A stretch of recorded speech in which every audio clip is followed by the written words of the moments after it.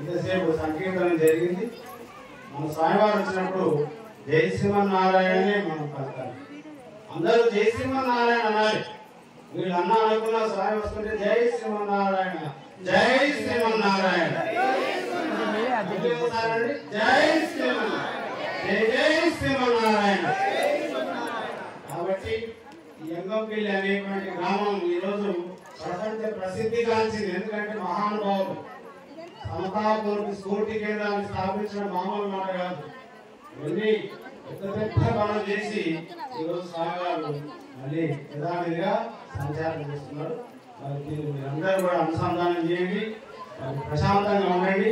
ఈ కాలాన్ని పవిత్రమైన కాలంగా, ప్రశాంతమైన కాలంగా ఈ ప్రాంగణం, ఈ రామాలయం, ఆంజనేయ స్వామి దేవాలయం, ఈ గ్రామం అంతా కూడా సుభిక్షంగా ఉండాలని, ఈ గ్రామంతో పాటు తెలంగాణ రాష్ట్రం అంతా, భారతదేశం, ప్రపంచం అంతా కూడా స్వామివారి పాదస్పర్శతో పులకించిపోతుంది.